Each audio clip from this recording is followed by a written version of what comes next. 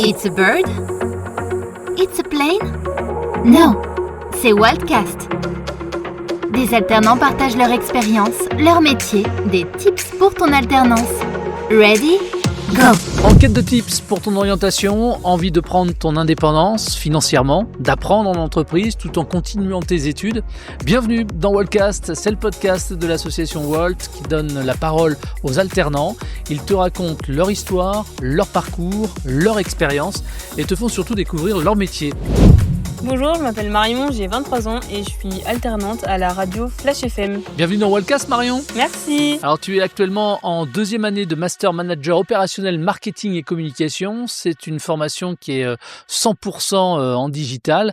Mais avant d'en parler, est-ce que tu peux nous parler un petit peu de toi, de ton parcours scolaire? Qu'est-ce que tu as fait jusque-là? Oui, alors déjà j'ai passé mon bac, j'ai passé un bac économique et social, donc série ES. Et ensuite, je me suis dirigée vers une licence sciences de l'éducation. Donc, j'ai obtenu ma licence en 3 ans en juin 2023.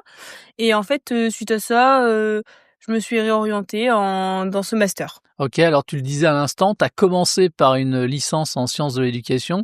Tu t'imaginais faire quoi à l'époque? À l'époque, quand je suis rentrée en sciences de l'éducation, je pensais me diriger vers soit le professorat des écoles, soit éducatrice spécialisée. Mais j'ai vite changé d'avis quand j'ai vu, c'est pas le parcours qui m'a fait changer d'avis, mais surtout les personnes autour dans ce milieu qui m'ont fait changer d'avis. Ok, donc tu as été plutôt déçu, donc tu t'es dit c'est pas pour moi. Il y a eu de la déception, il y a aussi eu un peu des voiles cachés, on va dire, dans le sens où on parlait de passerelle pour le parcours d'éducateur spécialisé, et au final, on se retrouvait à de nouveau devoir faire 3 ans, alors que de base, on nous avait parlé d'une passerelle pour faire moins d'années. Donc du coup, ça te tentait beaucoup moins. Ça m'a refroidi, exactement. Ok. Alors, qu'est-ce qui t'a donné l'envie, du coup, de basculer? Alors, on a compris que tu voulais basculer, ça, on a compris pourquoi, mais pourquoi vers le marketing et la communication? En fait, en juillet 2022 déjà, j'avais sur les réseaux sociaux, je suivais une personne qui faisait de la com sur la ville de Limoges. Je l'ai rencontrée sur un festival et en septembre, je lui ai dit écoute, voilà, j'ai le projet de me réorienter. Est-ce que tu pourrais me prendre en stage? Comme ça, je découvre ce milieu. Donc, il m'a pris en stage long. Après, j'ai fait ma première année d'alternance avec lui et c'est grâce à lui que j'ai pu découvrir que j'aimais ça, que j'aimais créer, que j'aimais aller sur le terrain, faire des photos, des vidéos, du montage et de la création visuelle. Alors, ça consiste en quoi, justement, ta formation en master en 100% digital? Ma formation en master en 100% digital, j'ai des cours qui me sont donnés. Donc, chaque semaine, j'ai des cours, j'ai différents blocs, on va dire, avec différentes matières. Et ces matières me permettent de me former sur le marketing, sur la communication, de me donner des cours, des tips. On a plein de choses dessus. Ok, donc tu as cité quelques-uns des cours. Ce sont des cours ou des matières que l'on retrouverait, je dirais, dans un établissement 100% présentiel, c'est la même chose? Certains, je dirais que oui. D'autres, je dirais qu'ils sont assez spécifiques, comme sur certains réseaux sociaux. En fait, on va avoir des cours spécifiques sur un réseau social en particulier. Et je suis pas sûre qu'il y ait certaines choses qui soient aussi poussées. Ok. Comment sont organisés justement les cours? Est-ce qu'il y a des visios en direct ou uniquement des contenus en autonomie? Alors les cours, ils sont organisés de manière à ce qu'on soit souvent en autonomie. Par contre, l'école propose des séances live, donc c'est des créneaux précis, donc si on peut pas y assister, c'est rediffusé. Mais effectivement, on a des séances live avec le professionnel du milieu, par exemple sur l'intelligence artificielle. Il nous propose une séance, on va dire, de 45 minutes et à la fin, on peut échanger avec lui et discuter sur ce qui vient de nous être présenté. Et c'est un complément des cours qui est assez intéressant. Mmh. Et ça se passe comment au niveau de l'évaluation, les notes, le suivi pédagogique? Alors l'évaluation, comment ça se passe? En fait, on a un grand bloc avec, on va dire à l'intérieur, admettons, 8 modules. À chaque fin de module, on va avoir un exercice à rendre, plus un QCM à rendre. Et à la fin du bloc, quand on a fait les 8 modules, on a un gros 4 blocs avec un grand quiz qui reprend les questions auxquelles on a eu faux. Voilà, il faut savoir que pour chaque module, on a 5 chances pour le quiz. C'est-à-dire que vu qu'il faut 60%, il me semble, ou 70%, on a le droit de se tromper et de recommencer. Par contre, l'évaluation, l'étude de cas finale, on n'a que 2 chances pour le QCM et 3 chances pour l'étude de cas, c'est-à-dire qu'on a un correcteur qui nous aide, qui nous dit bah voilà, là vous êtes pas bien, là vous êtes bien. Et c'est comme ça qu'on passe nos examens. Après, le suivi pédagogique, on a un appel par mois par une coordinatrice. et on peut poser des questions sur la plateforme. C'est quoi finalement les grosses différences, que tu observes entre une formation à distance et un cursus en présentiel? Alors évidemment la 1re des différences, c'est que tu es tout le temps chez toi, ou en tout cas pas dans un établissement physique, mais en dehors de ça, c'est quoi les principales différences? Déjà ça, c'est vrai que c'est la grande différence parce que alors moi j'habitais à côté de ma fac donc c'était pratique, mais on n'a pas besoin de se déplacer et ce qui est vraiment génial pour moi, c'est que comme on est en toute autonomie, c'est nous qui décidons quand on commence, quand on finit, tant qu'on fait 7 heures de cours. C'est-à-dire que, là, j'ai un rendez-vous à 16h30, pas de souci, je fais mes cours toute la matinée, je fais mes cours après 16h30, mais au moins je peux assister à mon rendez-vous. Donc on est autonome sur quand est-ce qu'on commence, quand est-ce qu'on finit. On a notre propre rythme. Et puis moi, ce que j'aime bien, le fait d'être tout seul, c'est que quand on est dans un amphi de 200 personnes, on a du mal à concentrer. Parfois, on comprend pas un cours et le prof, il va pas revenir dessus parce qu'il a pas le temps. Alors que là, on est tout seul face à notre ordi. Si on a envie de revoir le cours, si on a envie de refaire l'exercice ou si on a envie de poser des questions, la personne, notre learning coach, sera là que pour nous.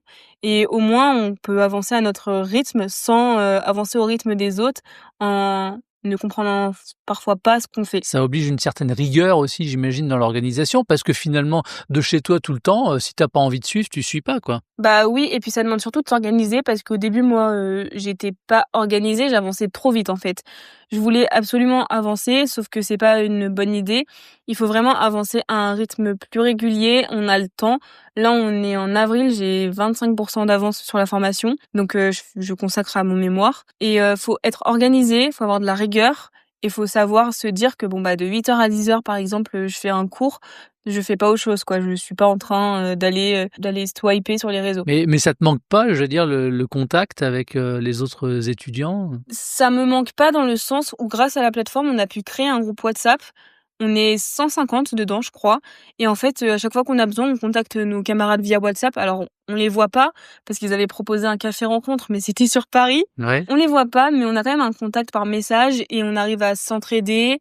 Et j'avoue que le contact présentiel me manque pas par rapport à celui qu'on avait à la fac. Ça correspond à ton profil finalement. Oui, c'est ça. Tu es aujourd'hui donc, en alternance chez Flash FM, qui est donc une radio que l'on retrouve sur Limoges. C'est quoi ton poste et c'est quoi tes missions finalement, principales? Moi, je suis chargée de communication. Mon poste principal, c'est de faire des photos, des vidéos, du montage vidéo. Je vais sur tous les événements sportifs et les événements partenaires, mais aussi j'accompagne les journalistes sur le terrain. Dès qu'il y a une actu, un reportage, une manifestation, je complète les sons qu'on passe à l'antenne par des vidéos sur notre site pour aller plus loin pour nos auditeurs. Mais je fais aussi des visuels pour tous nos jeux concours ou pour justement quand on fait un événement avec un partenaire. Et je mets aussi en ligne le site internet que ma collègue passe à l'antenne. D'accord, OK. Alors justement, tiens, si, je te prends peut-être au dépourvu, mais c'est la dernière manifestation à laquelle tu as participé et après tu as fait des choses dessus? Alors, c'était pas une manifestation, mais c'était une course étudiante en stop comme ça s'appelle Limousin Express. Et c'est une course en stop dans toute la Nouvelle-Aquitaine organisée par des étudiants. Et donc, je suis allée faire un reportage dessus sur leur départ et leur arrivée. OK. Alors réseaux sociaux, création de contenu, communication digitale, finalement tu touches un petit peu à tout ça, hein, c'est ça? Oui, et aussi de temps en temps, je participe à l'émission Weekend Flash. C'est une émission qui a lieu les vendredis soirs. Et voilà. Donc tu prends l'antenne là, carrément, tu es au micro comme moi là? Il y a certains vendredis où je prends l'antenne, je prends le micro et franchement c'est cool, ça permet aussi de voir le côté antenne quand on sait pas faire, quand on connaît pas le milieu et qu'on sait pas comment il faut s'exprimer. La toute première fois, c'est vraiment sympa et ça apprend aussi à bien parler, je trouve. Bon là, tu es plutôt à l'aise en plus, hein? Oui, oui, oui. Mais j'ai tendance à parler vite et c'est vrai que mon patron m'a aidé. Il m'a dit, voilà, à l'antenne, il faut prendre sa respiration, il faut parler calmement et ça aide quand même sur ça, même si je parle encore parfois un peu vite. Bon, en tout cas, ce qui est bien et que tu as bien assimilé, c'est qu'il faut savoir sourire aussi quand on est à la radio et ça, tu le fais très bien donc ça, c'est Il me l'a top, dit, ouais. mon patron, il m'a dit: «Faut sourire parce que même si on nous voit pas, on le ressent à travers le micro». Complètement, ça s'entend, il a parfaitement raison. Qu'est-ce qui te plaît le plus toi dans ton job, à la radio? Moi, je dirais que c'est faire les photos et les vidéos et surtout les vidéos parce que sur le terrain, en fait, pour moi, je suis avec moi-même, c'est mon œil. Bon, bien sûr, faut que je respecte aussi la direction artistique de Flash FM, mais derrière, je vais avoir la perception de ce que je veux filmer et c'est ce que je préfère parce que au moins, je suis dans mon élément, je suis à l'aise. Au début, il faut savoir que j'étais pas du tout à l'aise à l'idée d'aller filmer les gens ou alors d'oser demander à faire des vidéos parce que je me dis, je vais déranger les gens, ils veulent pas apparaître sur les réseaux. Mais en fait, pas du tout. On leur dit: «Bonjour, je travaille pour Flash FM, est-ce que je peux vous interviewer en vidéo?» Et en général, les gens sont toujours d'accord, surtout sur les manifestations, parce qu'ils veulent dire pourquoi ils sont là, ils veulent, faire passer leur message. Donc voilà. Au niveau de l'ambiance dans l'équipe, ton accueil, ton encadrement, ça s'est passé comment et ça continue à se passer comment? L'accueil dans l'équipe, il s'est très bien passé. Je connaissais Flash FM avant et ils m'attendaient avec, les bras ouverts, on va dire. Et l'ambiance, elle est vraiment au top. Ce que j'aime bien dans l'ambiance, c'est qu'il y a une harmonie entre le travail et le savoir rire, savoir s'amuser. Parce que mon patron, je peux très bien rigoler avec lui et dans l'heure, il peut très bien venir me voir pour me reprendre sur du travail où je me suis trompée. Et ça va pas me déranger pour autant. Je vais pas aller le bouder ou autre. Je sais très bien qu'il y a un côté professionnel et qu'il y a des moments où on peut rigoler ensemble. On a même le rituel de manger ensemble tous les vendredis avec une partie de l'équipe qui est disponible. Et franchement, l'ambiance, elle est au top, l'accueil, il est au top. Et avec mon accompagnatrice, ça se passe aussi très bien. Enfin, ma tutrice plutôt, Lauriane, ça se passe très bien et elle me guide bien. OK, elle te guide comment en fait? Alors déjà, elle m'apprend beaucoup de choses que je ne savais pas, comme développer son réseau social professionnel. Elle m'apprend des choses sur les réseaux sociaux que je connaissais pas aussi, sur des tips. Elle m'a montré des nouveaux sites internet. Elle m'a appris à me servir de sites qui étaient très utiles pour avancer plus rapidement dans sa façon de travailler. Et après, dès que je pose une question, en fait, on me répond, que ce soit ma tutrice Lauriane d'ailleurs ou mon patron Pascal. Instantanément, il y a pas de questions bêtes pour eux. Dès que je vois l'opportunité de poser une question sur la radio, sur comment ça fonctionne telle chose ou telle chose, ils vont être là pour m'accompagner et pour répondre. Alors dis-moi maintenant pour côté organisation, Marion, le rythme de travail entre les cours et puis la radio, ça se passe comment? Alors, en début d'année, j'avais un jour de cours par semaine, donc c'est tous les mardis. C'est l'entreprise qui choisit le jour de cours pour... en fait, l'école s'adapte à l'entreprise, c'est-à-dire que le jour de cours est modulable. Au mois d'avril, je devais avoir une semaine complète et on ne pouvait pas la faire, donc j'ai eu cours tous les lundis, tous les mardis. Parce que là, à la fin de l'année, j'ai une semaine de cours par mois pour préparer le master. Donc c'est vraiment bien, je trouve que l'école s'adapte à l'entreprise. Ça permet de me placer sur un cours sur un jour où ils ont le moins besoin d'aide de la part de ma part. Et après, au niveau de l'entreprise, ça se passe plutôt bien. L'harmonie, elle est correcte. Je travaille sur des horaires de journée qui me plaisent et ça se fait assez facilement. Et tu arrives à trouver finalement un bon équilibre, je dirais, entre l'étudiante que tu es, qui suit les cours de son établissement en 100% digital, et puis, entre guillemets, l'alternante collaboratrice de la radio. Franchement, oui, je trouve que j'ai trouvé un bon rythme, une belle harmonie.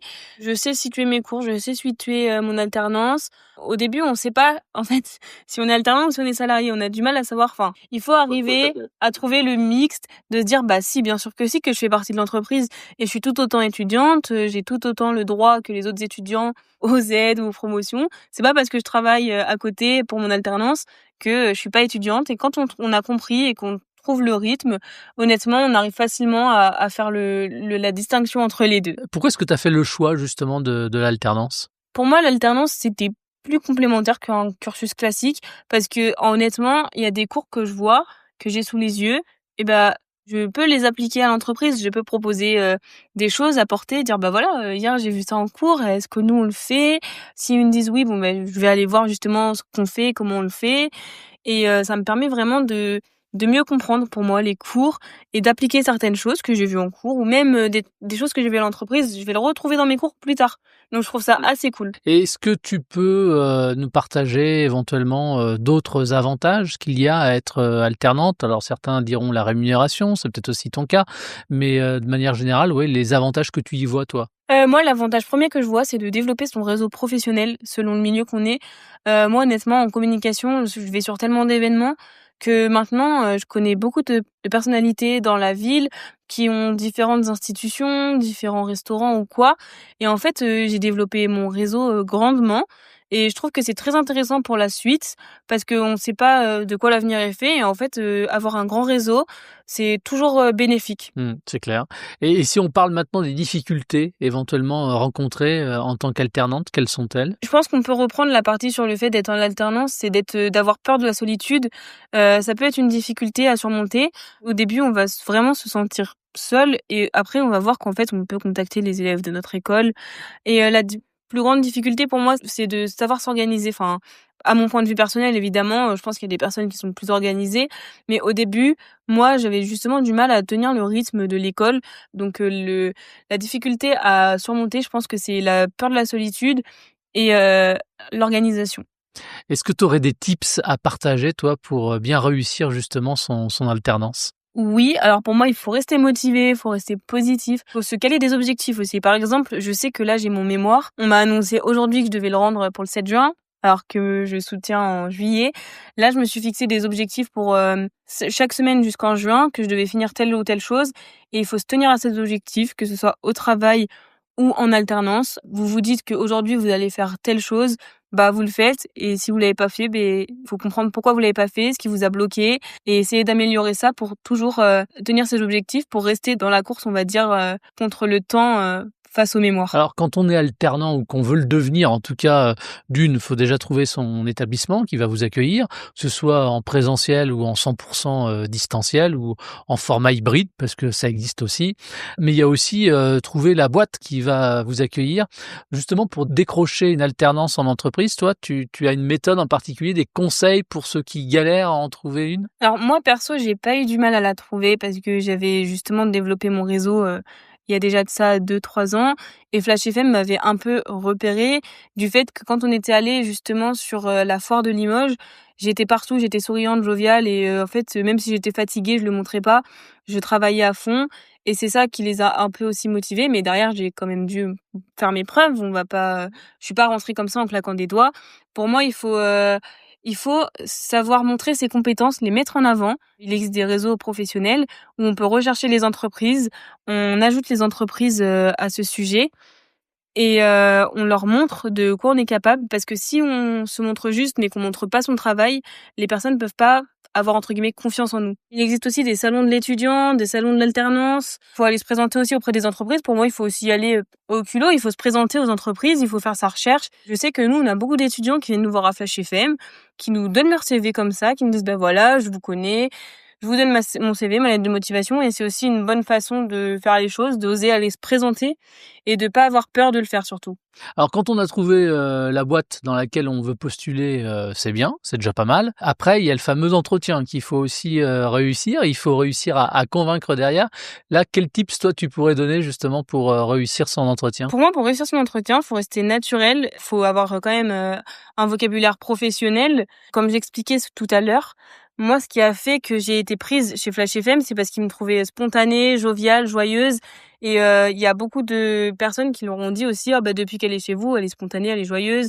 Et c'est un peu une source de motivation, je pense, pour les entreprises de voir qu'en face d'eux, ils ont quelqu'un de joyeux. Parce que si de base, on est joyeux, mais qu'on arrive devant l'entretien, qu'on est mou, qu'on répond à voix basse, qu'on n'ose pas, ils vont peut-être pas avoir confiance en nous. Alors que si on répond de manière professionnelle avec déjà un certain ton, et qu'on met en avance aussi nos compétences sans trop en faire, ça va être bien. Je sais qu'il faut pas trop en faire, parce que parfois on va peut-être vendre du rêve et derrière on va peut-être avoir des difficultés à accomplir les missions. Il faut savoir rester quand même humble, faut se montrer naturel, vrai, authentique. Faut pas chercher absolument à vouloir se démarquer tout le temps.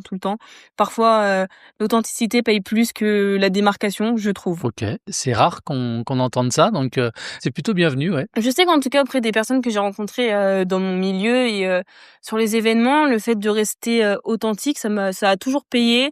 Et la preuve, parce que Flash FM, je leur ai pas vendu du rêve, je suis restée authentique. Quand je suis arrivée, ils m'ont dit faudra que tu fasses ça. Je leur ai dit OK, mais je sais pas faire. Ils m'ont dit t'apprendras. J'ai dit OK, et ils m'ont quand même pris. C'est pas parce que je savais pas faire qu'ils m'ont pas pris. Ils m'ont dit tu sais te servir de ce logiciel? Oui, mais je sais juste pas faire ça que vous me demandez. Ils m'ont dit c'est pas grave, t'apprendras. Nous, il y a pas de souci, tu prendras ton temps, t'apprendras. Mais voilà, j'ai été honnête, alors que voilà, je sais. En plus, le pire, c'est que je savais qu'ils voulaient me prendre. Je me suis dit mais si je leur dis ça, ils vont me regarder, ils vont me dire en fait au final on veut pas. Et pas du tout. Ils ont dit écoute, nous on sait ce que tu sais faire. C'est juste des choses en plus à apprendre, et voilà, tu le feras. Voilà, et maintenant tu sais. Exactement, maintenant je sais, je fais, du coup je travaille plus vite aussi. C'est vrai que maintenant, il y a des choses que je fais en un clic alors qu'avant, j'allais chercher sur internet, comment fallait faire, quoi. Ton contrat chez Flash FM, c'est jusqu'à quand? C'est jusqu'au 8 août 2025. D'accord, OK, donc jusqu'à l'été. Est-ce que derrière, si toi tu étais intéressé évidemment, mais ça pourrait déboucher sur un CDI? Alors moi, oui, ça m'intéresserait. Après, j'en ai pas encore parlé avec eux. Mais oui, ça pourrait m'intéresser. Je sais que j'aime bien. Là, je m'y sens bien en ce moment. Enfin, l'ambiance quand même, elle est sympa. Donc honnêtement, ça pourrait m'intéresser. Surtout que les missions sont bien. Après, je pense que si je signe en CDI, j'aurai certainement des missions, plus de missions, étant donné que j'aurai plus de responsabilités en étant quand même en CDI. Quelles sont selon toi les qualités qu'il faut avoir pour travailler dans la com et le marketing aujourd'hui? Je pense qu'il faut savoir être créatif, inventif, et il faut aussi savoir s'imposer, s'imposer. Parce que des fois, il y a des clients qui vont te dire non, c'est nul. Bah oui, mais d'accord, mais vous travaillez pas dans la com, vous êtes dirigeant d'un magasin, vous m'avez proposé un visuel qui correspond pas à la direction artistique de votre magasin. Votre magasin, c'est bleu et jaune, vous me proposez du rouge et du vert. Non. Et ça, il faut savoir avoir la tête haute. C'est pas parce que le directeur du magasin, il a 30 ans de plus que nous, on est un petit jeune de 22 ans, qu'on sait pas ce qu'on fait. On a fait des études dans ce domaine, pas eux. Pour moi, c'est important de savoir s'affirmer, s'imposer et aussi d'avoir de la créativité parce que c'est pas en prenant les premiers modèles d'exposition sur les sites de com qu'on va réussir à attirer et fidéliser des clients. En termes de soft, qu'est-ce que l'alternance et la formation à distance t'ont permis finalement de développer? Je dirais l'autonomie.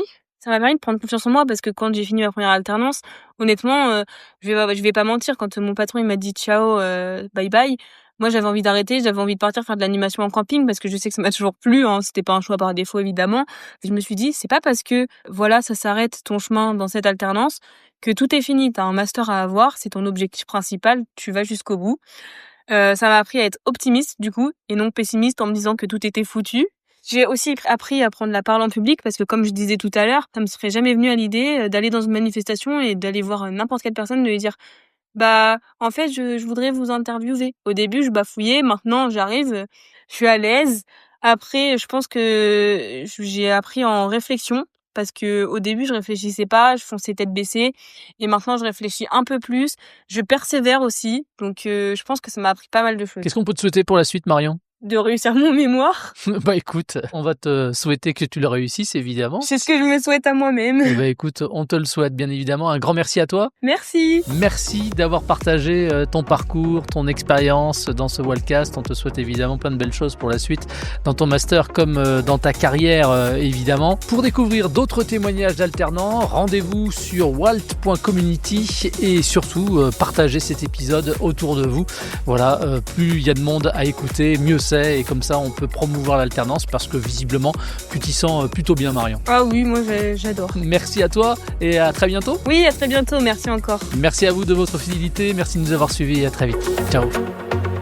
C'était Waltcast, le podcast de Walt sur l'alternance.